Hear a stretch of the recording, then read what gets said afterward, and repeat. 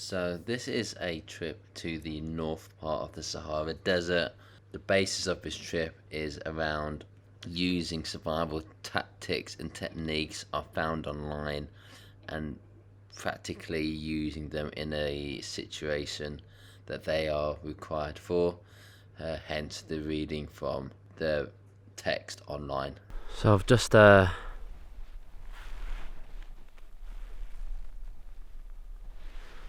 gotten up and sleeping.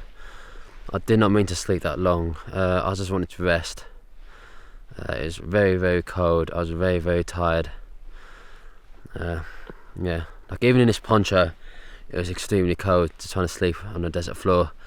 That's why I made a choice when I woke up to get moving, because I'm gonna have to do the walking anyway, and I might as well walk when I'm cold and that get me warm, rather than walking when it's already hot during the day and that get me even hotter. Good thing to do is to walk slowly. You can't really always see where you're stepping, so you kind of want to feel the ground with kind of your toes, and it's a lot safe that way. Especially like during the day when it's really hot, walk slowly so you don't like strain yourself too hard. See, there's see.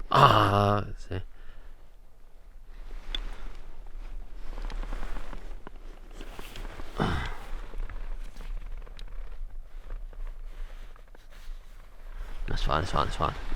False alarm. Yeah. Okay, that one felt less of a false alarm. Yeah.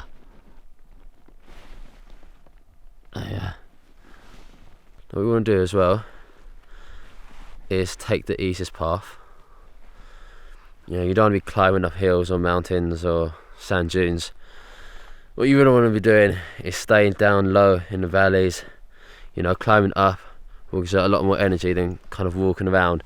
Even if walking around is a further distance, it's going to be a lot less energy than it will take to climb up the mountain.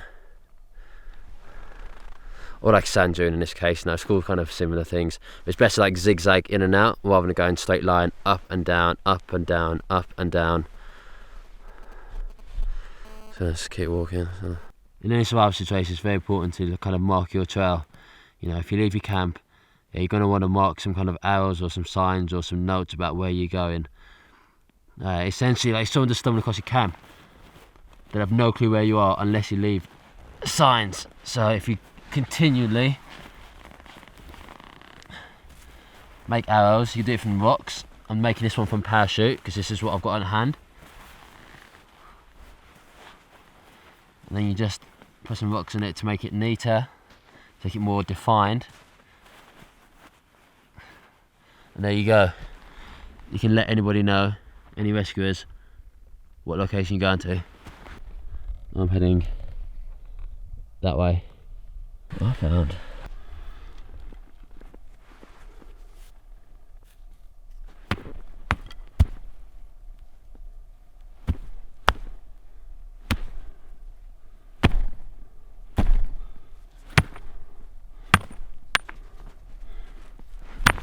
Bear in mind, I cannot see this bug at all. I can only see it through my night vision camera.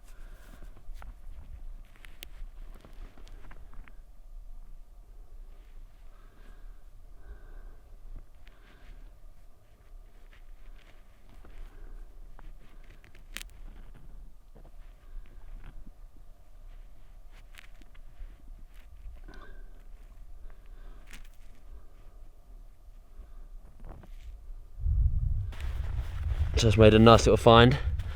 Found a bug using my night vision camera. There you go. It's very hard to see. Like extremely hard to see. There we go. I can only see it through the night vision. Oh. Without night vision, I would not have been able to have seen that. That was incredibly hard to see, but I managed to just about.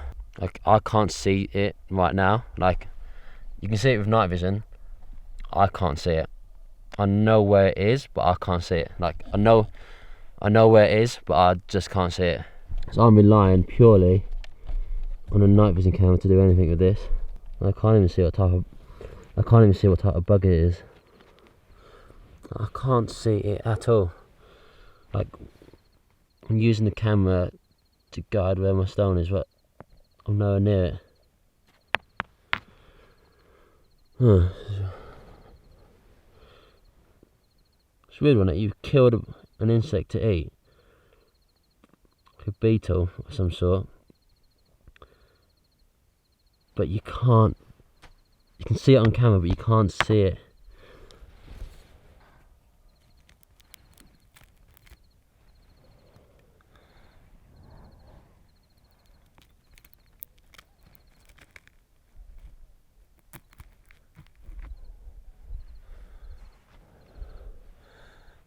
Did I get it?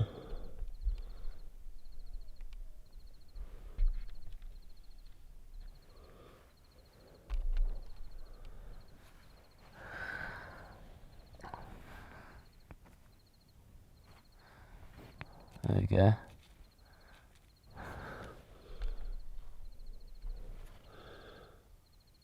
You can see it still moving. I can imagine this is going to taste absolute putrid.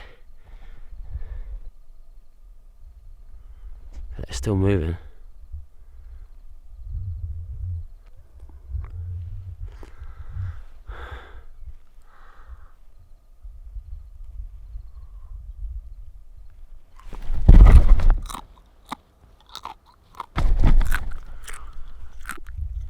Alright. Oh. Oh. Oh.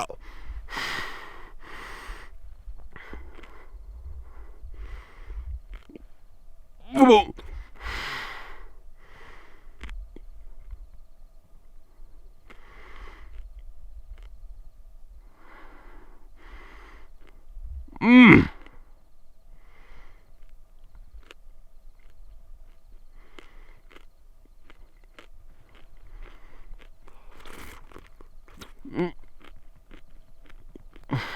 Mm. Mm. Mm.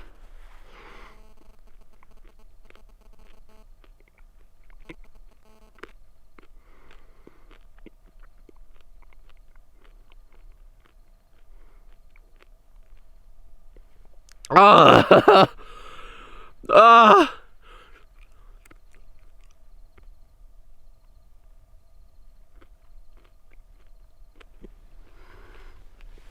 Ah.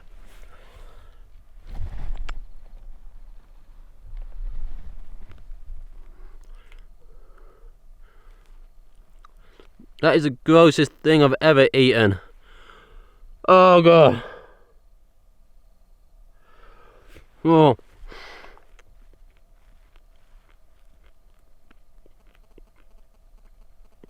Ah.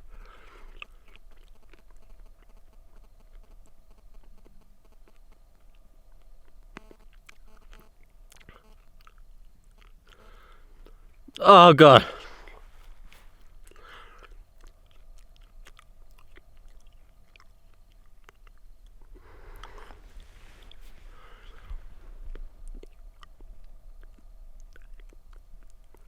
Ah.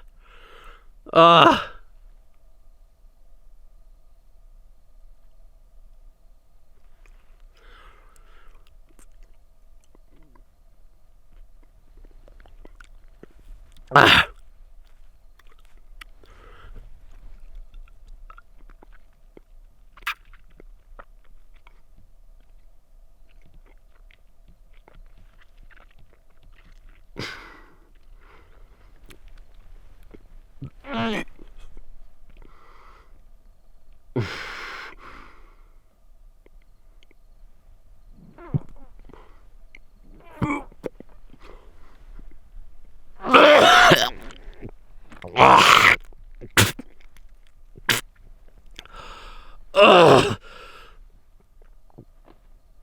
Ah. Most of it went down inside me. The last bits with the shell.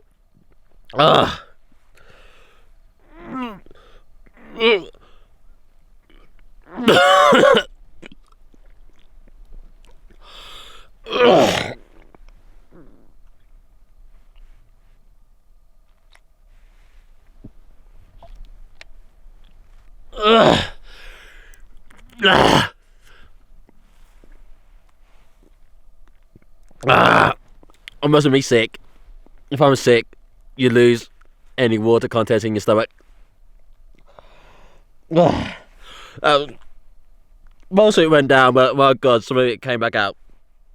Oh my God. My gag reflex has never fought so hard.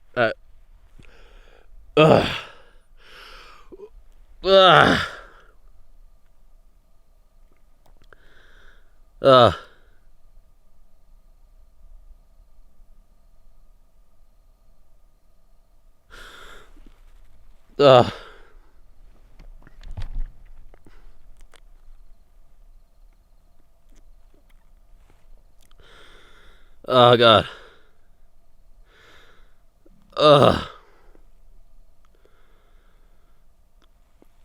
The thing is, whilst the shell is hard and dry, the insides are pure mush. Which is good in this situation because that's a lot of liquid. That's a lot of liquid, but it's the worst way to get it.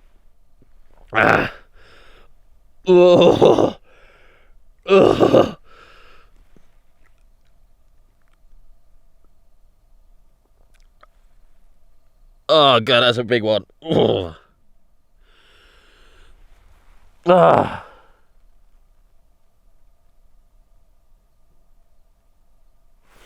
I need to make my way out. I can't be doing any more of those. I cannot be doing any more of those. Oh my God, I so badly wanted to be sick. That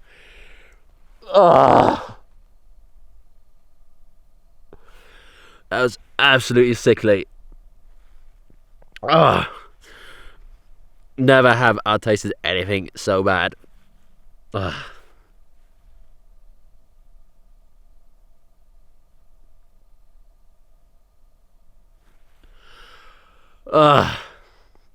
Okay, let's man up, let's move on.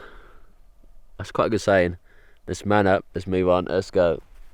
I don't have to say let's go. Let's man up, let's move on. It's a great saying. It stands by itself. Man up, move on. Alliteration. Done. Ooh.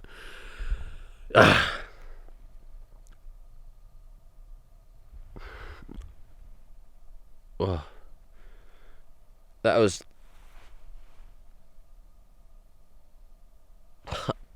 hard to eat. That was very hard to eat.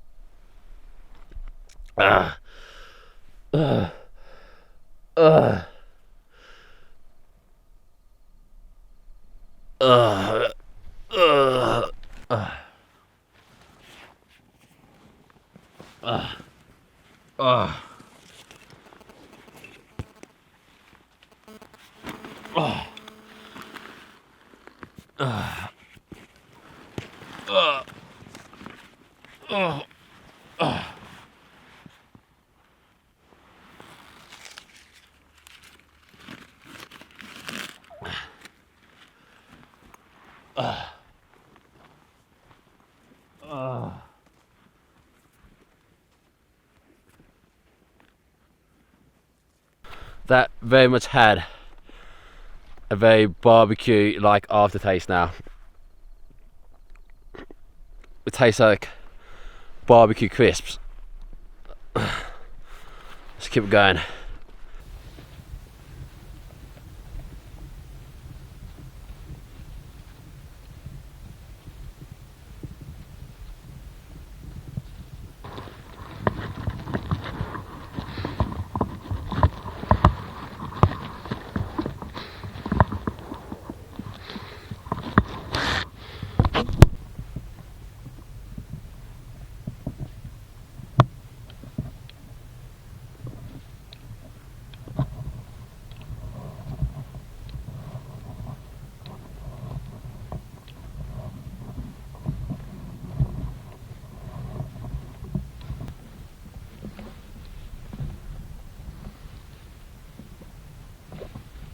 So I've been sleeping and hiking all night, kind of a mixture of both as I got very tired. I did plan to hike all night, but I got very tired. I had to fall to sleep and rest. That's what that kind of heat does to you.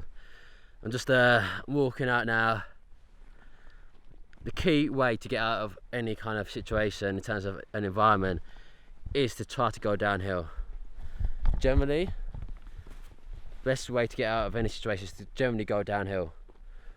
Downhill is where people are, where rivers are, where anything is. You know, people generally don't build cities on a mountain. They normally build them at the bottom. I'm very dehydrated as I make this long walk back to where I need to be. Things you want to listen out for are roads. I don't know whether I can. I feel like I can hear one. I can't see it. I feel like I can hear one. I'm so close to almost being out. And what I can do to minimise moisture loss is cover my mouth. You lose a lot of moisture by talking, so from now on it's going to be a silent movie by using this parachute.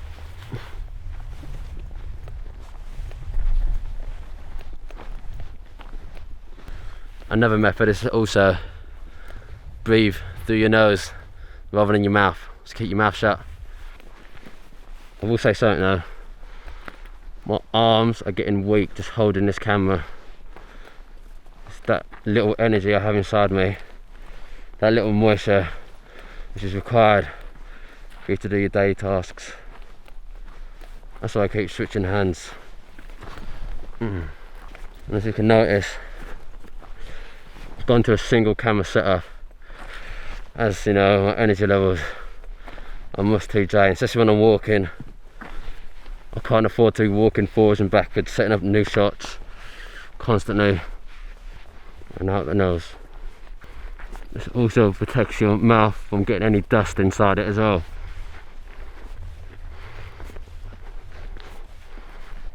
Look, this is the dust getting inside my mouth the other day. This, whilst it is nylon, will keep the sun off me. It's also not really so warm right now. It's not boiling hot, so this helps keep me warm when it's cold, and it helps keep me cold when it's warm. It's quite airy and flowy, which means there's good ventilation for any sweat to evaporate, rather than keeping it too close to the skin. You know, Bedouins often wear dark colours because dark colours will not reflect the light.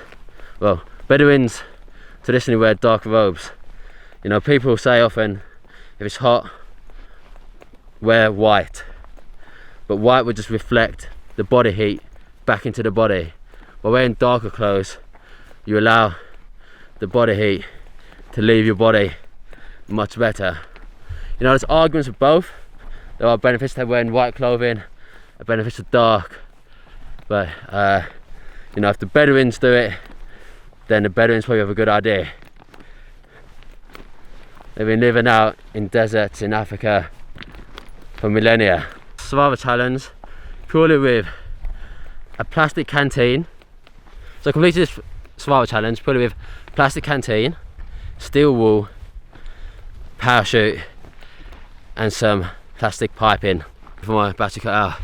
Completed this challenge out here, third day out in the desert, with a parachute, plastic piping, a water can, along with some steel wool. I then utilised a battery from my shotgun microphone to make fire. You know, survival's not all about having, you know, survival's not always about having the perfect equipment like machetes or knives or matches. It's all about us in there. If you can show some ingenuity then you can do it easy. How many uses have I got out of this parachute? I'd say near enough 10 uses. It's been a great tool, and whilst it was heavy to carry in, it's really paid itself off in bucket loads. And there we go. There is the haven. Just another quick trip. Now, when clothing that covers your entire body prevents the sun's UV rays, it's very harmful from touching your skin. I shouldn't be ever. When clothing which covers your whole body, your whole skin, prevents the sun's rays from touching your skin, which will do a lot of damage to it. It's very harmful. Don't forget that often in the desert, if something looks 1 mile away, it's probably at least 2 miles away. So you don't want to get your hopes up high about how fast you reach your destination. But I feel like I'm getting close, because things generally look closer if you can see them. Because deserts are often quite flat and you can see quite far. You feel like just because you can see it, it must be close. But that's not true. It's like in towns and cities, if you can see something, it's close because everything's just like built next to your face. But out in the desert, it's spread out so far and wide. Our stories, people surviving out in deserts for weeks. Just this one Sahara desert marathon runner who got lost off his trail and survived for weeks drinking bat blood. That is one guy who knows to never stop and never give up. And that's the motto, never give up. After the first day, part of me wanted to give up, but I didn't. To keep filming, keep going, to get it done. Goes to show, if you can use shade correctly, you can really minimise your water loss. If you're clever, get your head screwed on, you can do it. It's not a long-term solution, but in the short term it can work. There we go. So close to my destination now. It's edging closer. It's an inevitability now.